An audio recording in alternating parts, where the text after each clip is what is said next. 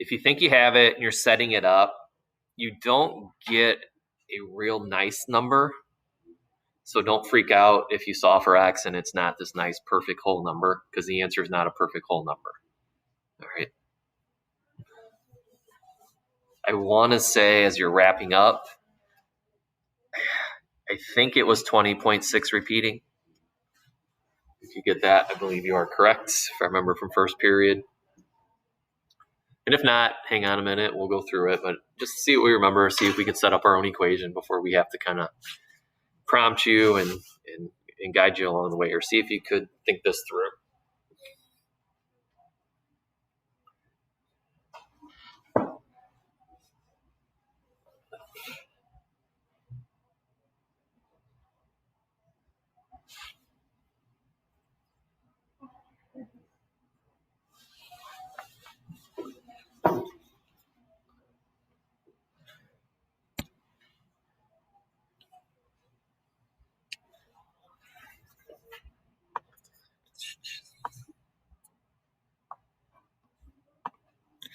Okay, give you one more minute here to see if we can get it.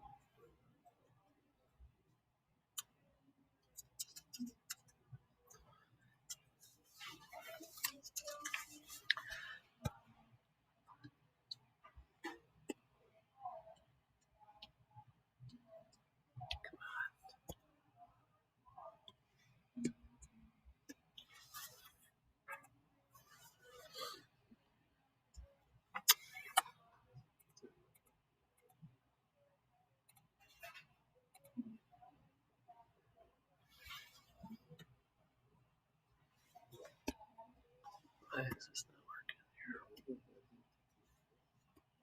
here? Yeah. There we go.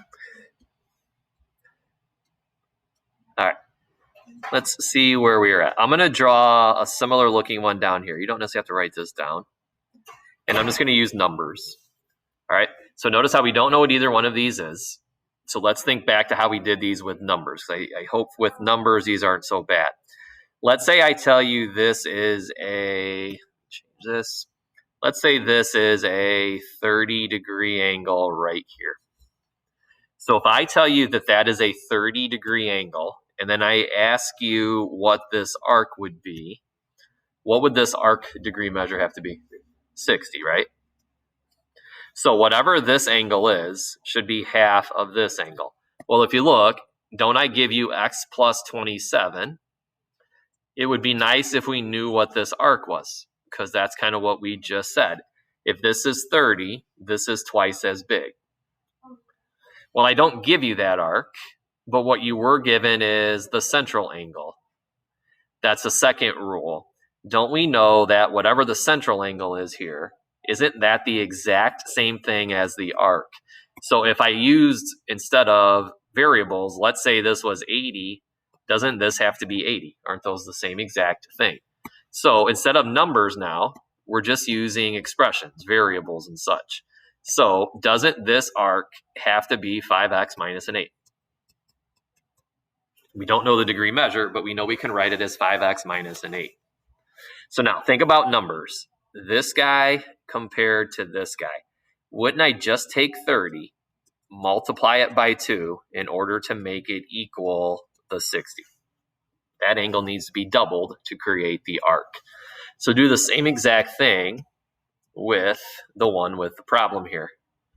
That x plus 27 needs to be doubled. So I'm going to take x plus 7, I'm going to double it in order for it to equal the arc length, which is 5x minus an 8. Do we follow that thinking there? Good. Because once we have that, then I would hope the algebra would kind of take care of itself. So, we get rid of all these with numbers now. Now you just solve this equation. So you're going to distribute twice x plus 54. And then start rearranging. So I'm going to subtract the 2x over. So we get the 3x minus an 8. Add the 8 over, so 54 plus 8 is a 62. And then, yeah, I did remember correctly. 62 divided by 3 should be 20.6 repeat. Okay.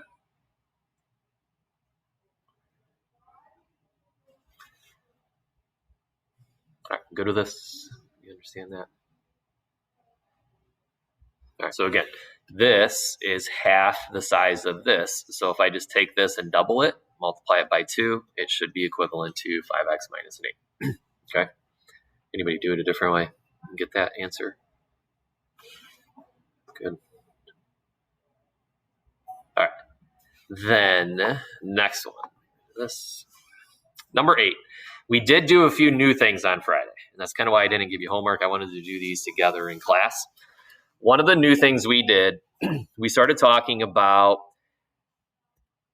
remember how this is a tangent line that intersects our circle? I don't extend it, but if this were to continue on, notice how it only touches our circle once and only once. So that is a tangent line. Then we have a radius extending out to where the tangent line touches our circles.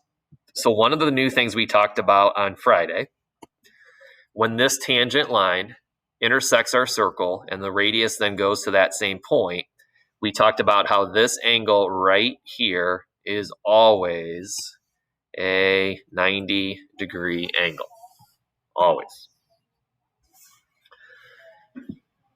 Well, doesn't the same thing happen down here? So if I go to this point right here, this is a second tangent line. I just don't continue on. But if we did, notice how we only touch the circle one time. So that's a tangent line. We draw the radius out to that same point. This here must also be a 90-degree angle. So that's one of the new things we talked about on Friday. Anytime we have a tangent line that touches our circle, so again, you don't have to draw this one in, but if I draw this circle and here's my tangent line, if I draw a radius to this, it's guaranteed to be a 90-degree angle. So it's one of the new things that we talked about on Friday. The second new thing we talked about on Friday, so that's one of them, is when I have this tangent line and then I have another tangent line, notice how that then creates, let me do it in blue, this angle right here. The second thing that we did that was new on Friday is this angle and the angle directly across from it. So this angle right here. Do we remember what those had to add up to equal, Jake? 180. If you remember, I pulled up the little GeoGebra and I was able to move this back and forth. And as this angle changed as well, but they always added up to be 180. So the two angles directly across from each other have to add up to be 180. So there's a couple of different routes we could take. We can do the algebra route. The x plus the 140 equals a 180. Simple little equation there that you can solve. Or if you know that they all add up to be a 180, we just subtract away the 40 that we know, and whatever remains has to be the x. All right, both give you the same answer, because if I do set up an equation, aren't I really then just doing 180 minus 40 anyway? So x must be a 40-degree angle. So those are the two big things that we learned on Friday.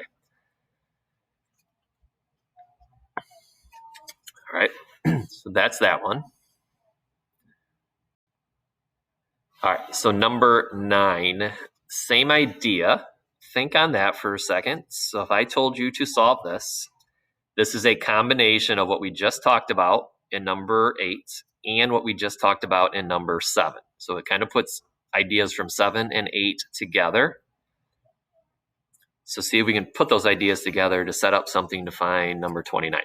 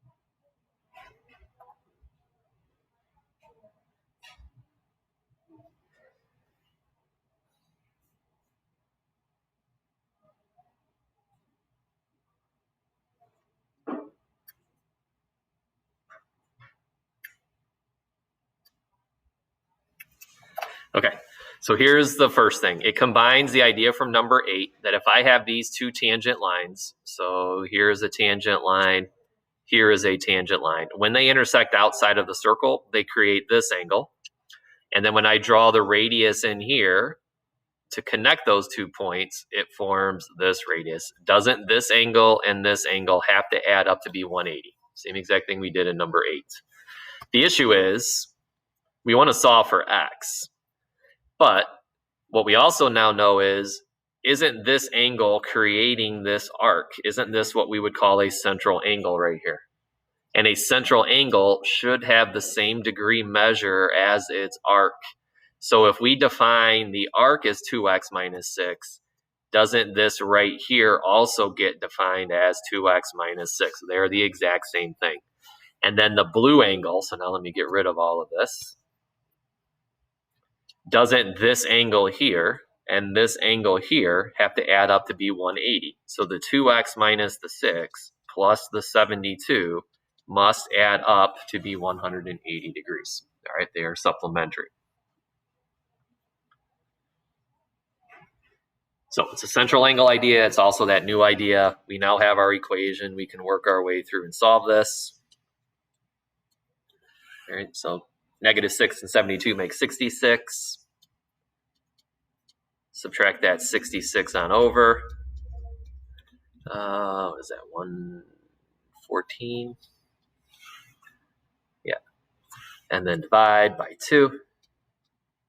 So if you were able to get through all of that and get 57, then that is pretty good. Yeah. What'd you do? Did you get 57? Yeah, I got 57. Okay. So what I did is, so I know that 72 was there, and then I just did 180 minus 72. I got 108. Okay, good. A lot of people did it that way. Good. All right, so at home, what Gael said, what he just said, if you didn't hear him at home, he knew that kind of what we talked about, these have to add up to be 180. So he just told us here, he did 180 minus 72, which was what? So he knew that angle was a 108. All right, so he made that connection. And then in his thought, he doesn't have to worry about this anymore. Like, this doesn't have any impact on what he's doing. He knew that was 72. That allows him to figure out that's 108. And then now this is very much what we've been doing. This is a central angle. And we know the central angle has to be the same as the arc that it intersects. So you then did what? Good. And then the 2x minus the 6 has to be equal to the 108. Okay, which is what we did earlier in number 7, I think. All right, solve that. Promise you're going to get the exact same thing. Good. So we get 57. Yeah, very good. And other people did that too? All right, good. Good. Okay, good. Last one then. Number 10. See what we think. It's one of our new rules is what you want to use. It's an old idea and a new idea.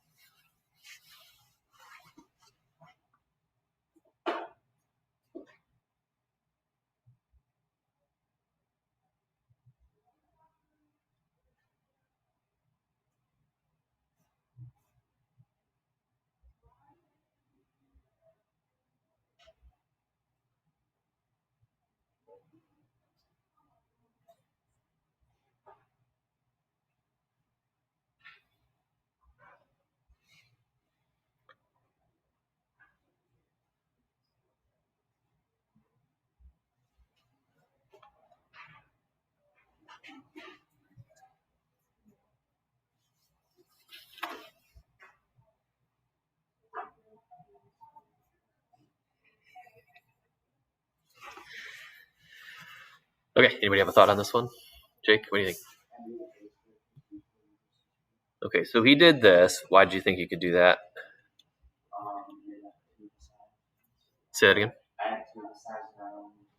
Okay, so there's 2 things we want to be careful of now. There are 2 sides that we know, and we need the third side. So that in a lot of times does mean the Pythagorean theorem. However, let me say I give you this, Jake. I don't know why I just did that. Let's say this was 3, this was 4. Can we do the Pythagorean theorem for this one? Yeah. Okay. In order to do the Pythagorean theorem, what kind of triangle do we have to have? Has to be a right triangle. So if I look at the one that I just made here, do any of these 3 angles look to be a right angle? No, we can only do the Pythagorean theorem with a right triangle. That's it. So I'm going to erase that one. Definitely not a right triangle. So if we now revisit this triangle, where we know 2 of the 3 sides, do we know if this is a right triangle, Jake? Good. So he said, yes, we do, because it only, so I'm assuming you mean this guy only goes through it once. So this is a tangent line connected to our radius. That rule guarantees that this is in fact a 90-degree angle. So because it is a 90-degree angle, and we have 2 of the 3 sides, and his thought is correct. Your A was what, Jake?